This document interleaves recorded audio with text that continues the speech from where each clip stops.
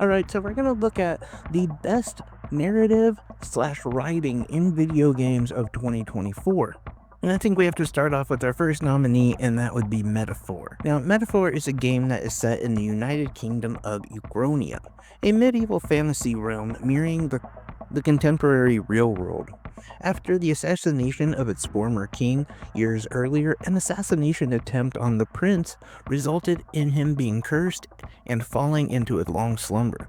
The protagonist, Will, an orphaned boy of magic-wielding Elder tribe and the prince's childhood friend, participates in a royal tournament held to decide the throne's successor, journeying across Ukronia to rally support from its people while searching for a way to lift the curse. And yes, I did just read that off of a blog because I haven't played the game, but knowing that it's from Sega, from Atlas, I know it's going to be a great game.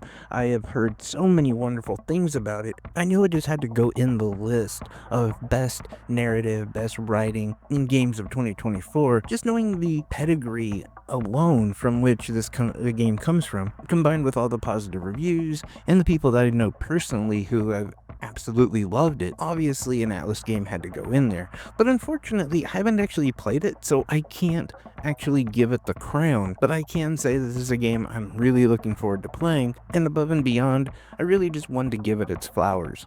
So for our next nominee, we have a game unlike any you've ever heard of. It's a game called Tactical Breach Wizards, where yes, you lead a SWAT team of sorts of wizards that bust into rooms and basically stop the bad guys. And well, that doesn't sound so crazy. The majority of the plot of this game is actually unlocking a very real conspiracy, not to mention the fact that it still hangs on to a lot of its humor. That was one of the things I really enjoyed about the game, was the dialogue and just the storytelling in general.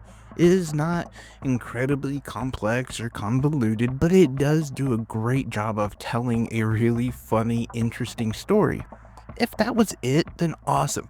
But it also adds this incredibly fun gameplay. Like, seriously, might be one of the best strategy RPGs I've played in a very long time.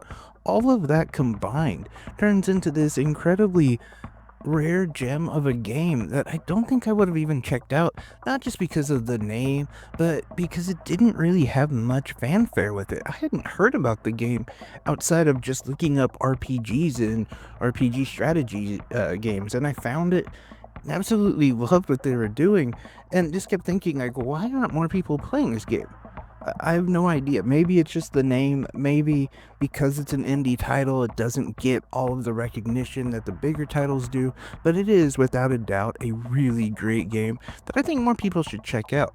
It also falls in line with our next nominee, as our next nominee is also a strategy RPG with incredibly fun gameplay, and I would argue genre-defining gameplay, but it is only matched with its ability to tell a story. That gameplay, which would say is top notch, just like Tactical Breach Wizards, although I would say there is definitely a difference. Both are strategy RPG games, but they seem to like hinder on different things. Like Tactical Breach Wizards is one of those games that you can just try insanely crazy stuff, and if it doesn't work, you can rewind time. Now, this game does not work that way, and it is much more severe in its punishment, meaning you will probably die quite a bit, but getting to know your characters, getting to know their abilities, and really building a team that works with a lot of synergy is going to be your key to success. Now, as where all of that is awesome, this is, of course, the best narrative writing story games of 2024. So while the gameplay is awesome and that's great, the reason why Capes is on this list, and yes, I just realized I went on a diatribe about the game and forgot to name the actual game. It's called Capes. It's an awesome game, but why it's on here is because of the writing, the storytelling, the way that it adds this complexity to the characters, their interactions with each other. All of that really adds to an already very serious storyline. This is kind of the exact opposite of Tactical Breach Wizards, where this game is not as funny as it could be. Now, to be honest, it actually is kind of funny, but the overarching storytelling is actually really negative. Think of more along the lines of the government coming down on the mutants kind of thing. That's really what this game's more of about, is trying to hide your mutant powers and actually saving some of the mutants from this evil tyrannical government. But at the same time, the interactions that the characters have with each other, the dialogue, that storytelling is so good, and it really makes you care about the characters far more than what I would have actually thought I would have. But I got enthralled with this game because of that storytelling. And so Capes for me was actually going to be the winner, but it didn't make it because of another game. And that game is the winner of the best narrative storytelling game of 2024, and that is a game called The Thaumaturge. Now, I know that many of you may not have even heard of this game. The Thaumaturge is a indie game that in many ways reminds me of Disco Elysium. If you've heard of that game or you played that game, you're going to feel right at home playing this one, as there is quite a bit of narrative, a lot of dialogue, a lot of options, and a lot of choices, but there's also actually a lot of combat to this game, as it does have a turn-based sort of combat. In many ways, this game kind of reminds me of like a real dark version of Pokemon, as you are a character named Victor, and you are a thaumaturge who apparently has this ability to tame demons, or what they call salators, and you can take these demons from other people who are very much plagued by them, and you can tame them and then bend them to your will and use them in combat. It's a really cool idea that doesn't get out of hand by having too many of these demons. That was a big issue for me at the beginning, was how much of this is going to be me just chasing down a ton of different demons. But no, they actually only have a select few of demons that you're able to tame.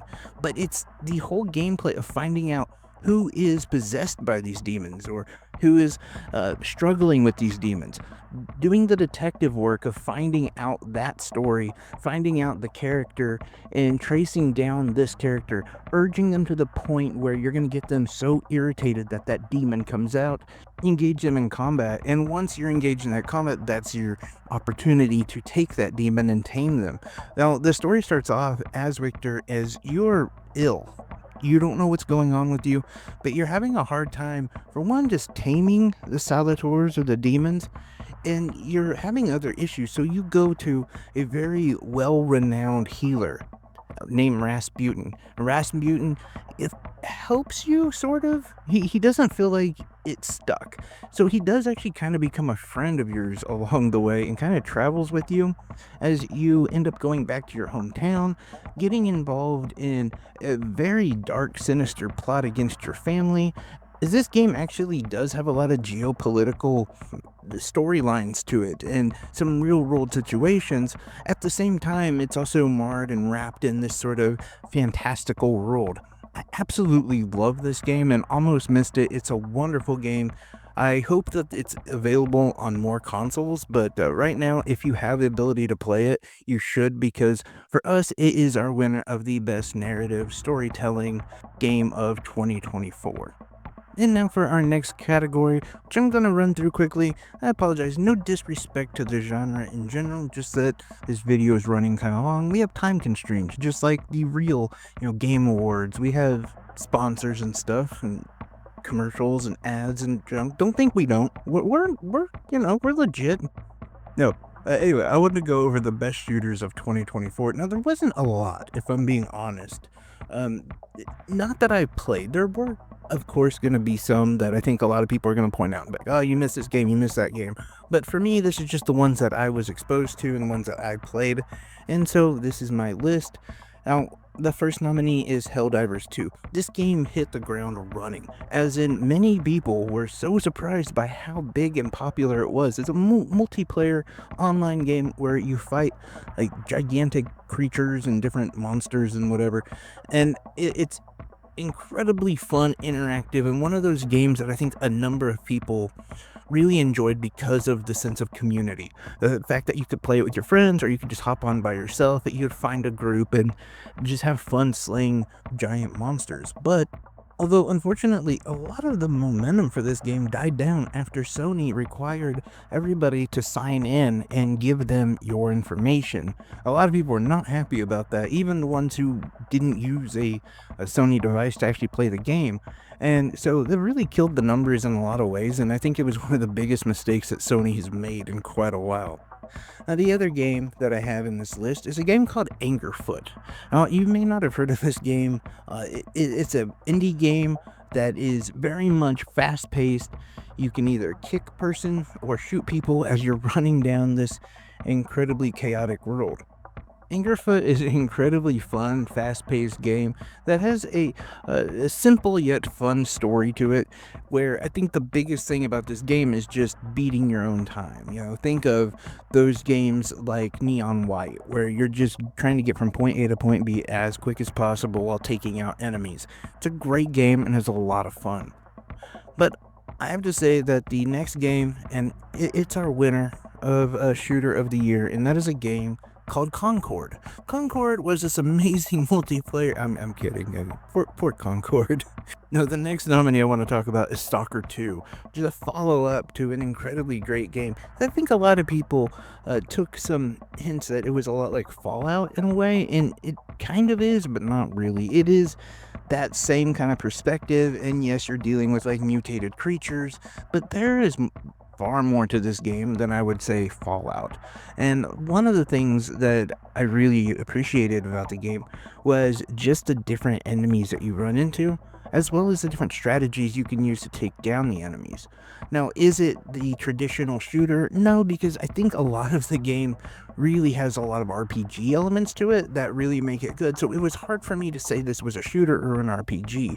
I was really thinking about putting it into like a Western RPG category, but without a lot of those, I just decided it should at least go into some category because it's a really good game that I think a number of people should play. I didn't get to play the full game or anywhere near the full game, honestly, but what I did play, I really enjoyed it. But our winner for the best shooter of 2024 goes to Call of Duty Black Ops 6.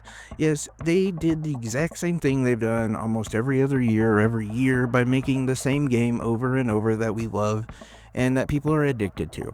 Now, I'm going to be honest, I haven't been in the Call of Duty train for a very long time, but when I do get back into it, one of the things that actually makes this game so good is the fact that they don't screw around with the formula too much. In fact, it seems like when they do, that's when they really flub up. Keep the game as pure as possible with a few little added features here or there. Really just kick the cheaters out, make sure no one's able to mod and cheat the way that they do.